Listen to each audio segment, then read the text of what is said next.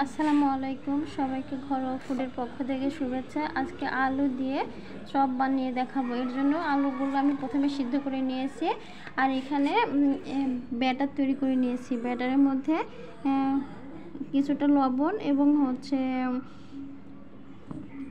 মরিচ গুঁড়া দিয়ে একটা পাতলা আকারে ব্যাটার তৈরি করে নিয়েছি। ব্যাটারটা এমন হবে, খুব পাতলাও হবে না, খুব ঘনও হবে না।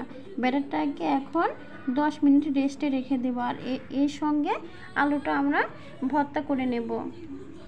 আলুটা সুন্দর মতো ছিলে নেব। প্রথমে আলুগুলো ছিলা হয়ে গেছে, এখন আলুগুলোকে সুন্দর মতো ভেঙে মুথে নেব।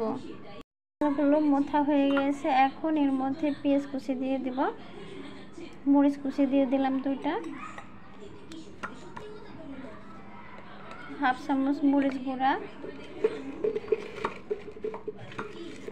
হাফ চামচ লবণ, গোলমরিচের গুঁড়া, হাফ চামচ পরিমাণ আস্ত জিরা দিয়ে দিলাম কিছুটা। এখন এটাকে সুন্দর মতো আবারও মুছে নিব। আলুগুলো সুন্দর মাখা হয়ে গেছে, এখন এর মধ্যে পরিমাপ মতো কিছুটা সরিষার তেল দিয়ে দেবো। সরিষার তেল দিয়ে এটাকে আবার ভালো করে মেখে নেব। ভালো করে মাখানো হয়ে গেছে আলুগুলো, এখন হাতে সামান্য পরিমাণ তেল দিয়ে মেখে নেব এবং এটাকে সুন্দর আকারে শেপ দিয়ে নেব। আলুগুলো চেপে চেপে ভালো করে শেপ দিতে হবে।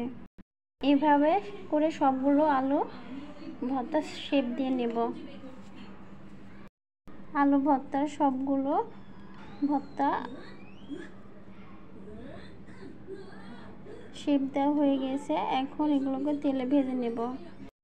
চুলার উপর কড়া বসাই দিয়েছি, কড়াটা গরম হয়ে গেছে এবং এর মধ্যে তেল দিয়ে দিয়েছি। তেলটা গরম হয়ে গেছে, এখন তেলটাকে মিডিয়াম লো হিটে জাল করে এর মধ্যে ব্যাটারের মধ্যে আলুটা এভাবে চুবাই নেব।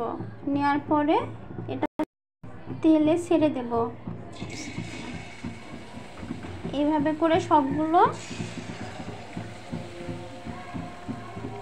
শেপ আকারে রাখা আলুর চপগুলো ভেজে নেব। সবগুলোর এক পিঠ হয়ে গেলে আরেক পিঠ উল্টে দিতে হবে। হালকা করে এইভাবে করে 2 পিঠ ভেজে নিতে হবে। অবশ্যই চুলার আঁচ মিডিয়াম এবং লো হিটে রাখতে হবে, নয়তো বা ভেতরে কাঁচা থাকবে এবং উপরে পুড়ে যাবে। এভাবে করে লাল করে সবগুলো পকোড়া বা চপ বলেন, যেটাই বলেন, ভেজে নেব। এর থেকে বেশি লাল করা যাবে না, এর থেকে বেশি লাল করলে খেতে তিতো লাগবে।